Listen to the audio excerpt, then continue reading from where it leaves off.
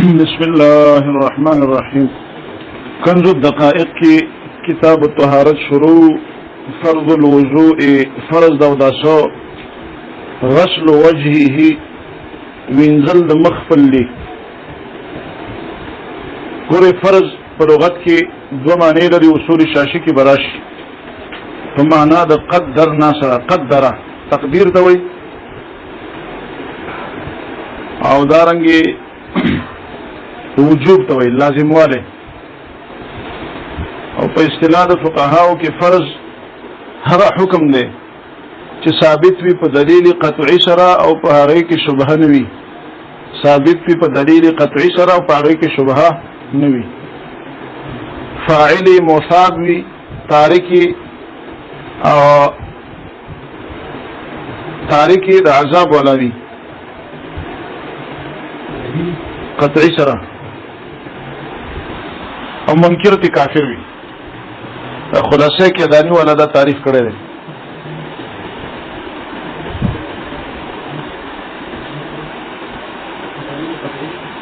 او چې باغی کې شبهه نه وي. الوضوء او دست ویل شي. وضو په لغت کې خایسته وي، ها وضاعت نه ماخوذ دی. او دست او دست ځکه چې په دې سره خایسته کیږي. دا ټول دلته شته، تاسو خو ګورئ نه. او یو د طهارت په شانتي دي کوم درې لغت دي. وضو اسم للنظافه، وضو دې خاص عمل نوم دی چې څلور اندامونه دي، وینځل او نور مسر او دا او ویزو الد او داسره او داسره لوټي او بمبې ته سوي ویزو وای. غسل وجهه وینځل د مخفل لی. غسل څه ته وای؟ اساله الماء على المحل بحيث يتقاطر. بيول د وګودي په محل باندې په د شان سره چې قطرې ته توش یو څاڅ کې د څاڅ یعنی غوړول نه دي. ځکه چې د سلاس لون کې کله چې به د چې مرادي جمع په وخت راوګو ته به څه کې چې یو قطره د قطرې وبته توش. او دا هم نه کې چې بمبري په وړي کولاو کړي او قلاره به غما مونږ ډیر ګناونه کوو په دې وداسه کې. غسل وجهه وینځل د مخ او د سکون کې. ګوره دلته وجهي ضمیر مجرور متصل مرجع نه دی ذکر، خو مستفاد د فحوا د کلام نه، د سیاق د کلام نه. دا ضمیر چاته راځي؟ دی متوجی ته. او ضمیر چاته راځي؟ دی متوجی ته او د سکون کې ته. وهو دا مخ چې من قصاص شعره، قاف کې درې واړه حرکت، قصاص قصاص قصاص. دا منتهى منبت الشعر چې کوم ځای کې وختراش نه کیږي نو دلته دا وخت چې د چا کوم ځای کې راشنی د دې جن واخله الى اسفل زقنه تر لاندې د زنې پوري. دلته زقن دی اډوکو ته دا کوم ځای کې چې د لاندې اډوکی ملاو شوی دي سره دغه زمين ځل درجه پوري وینځل. اسفل زقنه تر لاندې طرف د اډوکی د زنې پوري. و الى شحمتي الاذنين او تر نرمي د غوګونو پوري. ګوره یو دا دلته د زنانه د والي زیره دي ته عزارین وای، دا نه خي دی دا پاس نه دی خي. دا شحمتي الاذنين دا دیجه پورینځل دي په پلونو د سي حج او په وګدو باندې دا حج. ويديه او وینځل د دواړو لاسونو دا د سکون کې دي. بمرفقيه سره د دواړو څنګلو نه. ما په معنا د معشر راځي دا څنګلې په کې داخلي وي.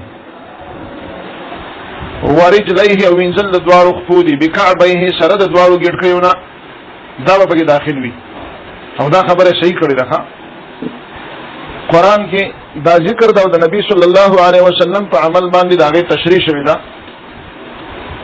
امام ظفر سے په دې کې اختلاف کړی، هغه وایي چې دا څنګهلو سرونه او دا ګډکې په کې داخلي نه دي. ځکه وایي قانون دا دی چې غایه په مغیا کې داخله نه وي. خو چې شرع قاعده دي چې نشته چې غایه په مغیا کې ورله مازغه پر سوالي. قرآن کې الله فرمای فاغسلوا وجوهكم وايديكم الى المرافق. الى المرافق نو الى چې په چا داخل شي نو دا مدخولي غایوي او دا ما قبل د اعلان مغیاوي. فاغسلوا څنګه دی وايديكم الى المرافق. وايديكم دا ايديه د اعلان مخې دا کوم دی نو دا مغیا ده. او الى المرافق دا مرافق غایه ده. آیا دا غایه په حکم د مغیا کې داخله ده کنه ده؟ نو په لغت کې څلور معنی دي د اله. څلور معنی دي دا راجح دلته دا چې دا غایه په مغیا کې داخله ده یعنی دا مرفقین په وینځلو په حکم د وینځلو کې څه دي نه داخله کله به داخل نه لکه قران کې دی اتم الصيام الى الليل روزه پورا کوي تر شپې پورې نو شپه په روزه کې داخله ده او د اله مدخول ده کنه ده انت مغیا غایه په مغیا کې داخله نه ده او دلته داخله ده دا ولی یو اله ده کله داسي او کله داسي د دې وجه ده که صدر د کلام مشتمل ما بعد ثانو انت بغایه په مغیا کې داخله او کنو شامل نو بیا به داخله وايديكم الى المرافق نو ید په لغت کې د دې جنواله تر دې په ټول ید ده نوم د ید لکه څنګه چې دې ته شامل ده دلته هم شامل ده نو لهدا دلته غایه په مغیا کې داخله نشوه او کله چې صدر د کلام نه شامل لکه اتم الصيام الى الليل نو د ورځې روزه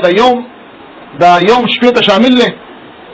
نه ده شامل قران کې بده شي کنه چې کلوا واشربوا حتى يتبين لكم الخيط الابيض من الخيط الاسود من الفجر نو من الفجر نه روزه شروع شو نو ورځ روزه ده کنه نو ورځ خو شپې ته نه شاملېږي نو د شپې ته په خلاف د ید چې ید دې ته موي دې ته موي نو لهدا انت بغایه په مغیا کې نه داخله او چې کوم ځکه صدر د کلام مشتمل ولته بغایه په مغیا کې داخله دا د تحقیق دی یادول در باندې پکار دی ځکه چې تاسو نور مولان کیږئ نور د څه ځای نه نشته چلته وي ځان دلته پوهه کوي په دې باندې ولی موږ دلته یو چې دا څنګه په داخله دی ولته یو شپه پکې نه داخله ځکه الته نهار او یوم لیل ته نه شامل او دلته ید ما بعد ته هم شامل دی همدغه وجه د ابو هريره رضی الله عنه بڅکول چې هغه به تر ترخلو پورې لاسونه انځل هغه به دا حدیث یادو ویل به چې ومن شاء ان يطيل غرته فليفعل چا چې خوښ نو چې خپل سپینواله د قیامت پر ورځ ډیر کینو بس هغه دی وي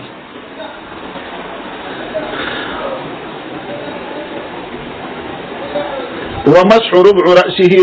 ولحيته ومسح ربع رأسه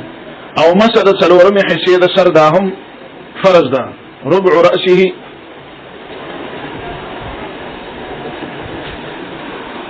دی ربع رأس کی اختلاف ده امام شافعی رحمه الله خو صرف دا وایي چې نوم د مسح و تشاملو بس مسح وشو یو غو تلمدا که په سره کې درې وخت چې لاندې رااله بس دا مسح شو احناف وایي چې په قدر د ناسویه فرض ده او امام احمد بن حنبل او محدثین وایي چې د ټول سر مسح فرض ده استدلال د یو آیات نه کوي هغه دا آیات دی وامسحوا برؤوسکم مسح وکي په بعض سرونو نو امام شافعی وایي بعض الراس درې وختو ته شامل دی احناف وایي چې بعد تبعیض د فار راځي برؤوسکم کې قانون دا دی چې باک په ممسوح داخله وا نو د ممسوح بعضی به مراد وي ته اوس د شی وره مسحت اليد بالجدار ما لاس راخد په دیوال باندې نو څه مطلب به استا لاس بټول او دیوال به بازي او کله چې دی ویل چې مسحت باليد الجدار نو د لاس باندې حساب دیوال ټول د با په معنا پوه شوي څه شو کوه با چې په چا داخله داغه بعضی به مراد وي لکه وست سوچو کا وامسحوا برؤوسکم کې با په چا داخله ده رؤوس نو مطلب دا چې بعضی رؤوس مراد دي بعضی رؤوس یعنی سر بعضی حساب باندې الله وي مسوکا اوس دا بعضی خو مجمله ده موږ به څنګه پیژنو چې کوم بعضی دیتم بعضی وای دیتم وای نو دوی وای حدیث د مسلم کې د مغیره ابن شعبه رضی الله عنه کې راځي چې ومسح على ناسیته ومسح ناسیه دغه بس څلورمه حصہ د سر شو لہذا موږ ویو چې دا څلورمه حصہ فرض ده محدثین او امام احمد بن حنبل اکثر علما دا وایي سره د شیخ الاسلام ابن تیمیه ابن قیم هغه وایي چې د ټول سر مسح فرض ده تاسو دا خبره چې بعد تبعیض لپاره دا غلطه ده لغتن الکتاب د شیبوی راواخلی التبالی کلی د بعد دول اسمانی دی یو پکې کمال له او تبعیض پکې د سره نشته او قران نه به استشهاد پیش کوم چې بعد کمال لپاره راځي هغه دا نه چې يشرب بها عباد الله يشرب بها او بل څه مراد ده يشرب بها المقربون سورة دي الف دغه کې څنګه ده هل اتى على الانسان عینا يشرب بها عباد الله دا د چینی چې بندگان به تسکی نو بها کې کبار تبعیض نو منلګي وو بس کی کمړیږي با هړیږي با بعد کمال لپاره ضرور بعد سره لپاره ده کمال لپاره او عمل رسول الله باندې هم عمل کوو د آیات مجمل له بیان رسول الله په حدیث سره کړی یو حدیث د پیش کې چې هغه کې رسول الله په نیمګړي سره مسکړي تاسو کوم د مغیره بن شعبه حدیث یادوي هغه کې نقصان کوي هغه دا چې بعض حصہ د حدیث د مذهب د وجه نه مني او بعض نه مني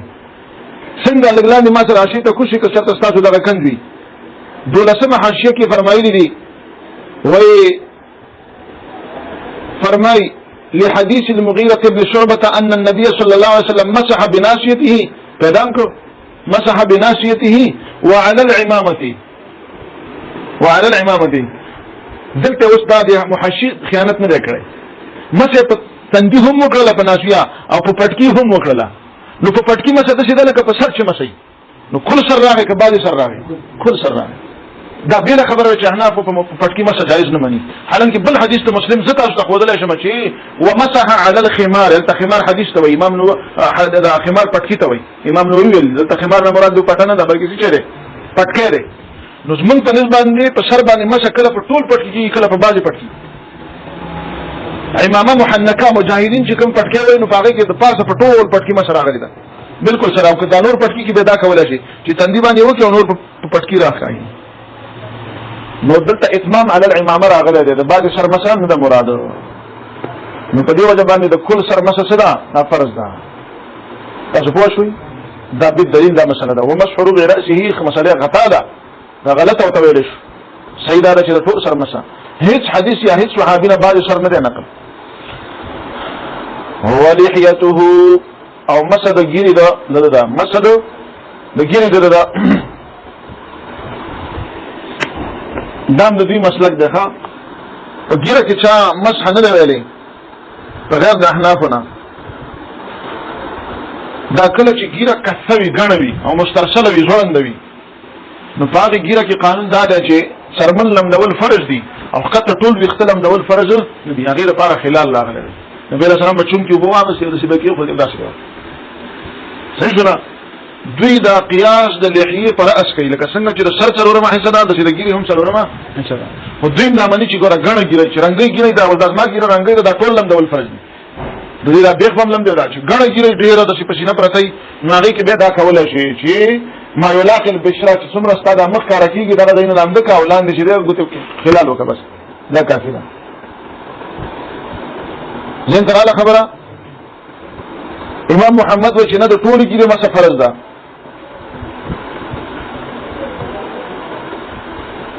انا امام محمد امام ابو حنیفه یو څو امام ابو یوسف سے فرمایي چې ټول ګیره مسه سره فرض په ګیره کې ربع راس نشته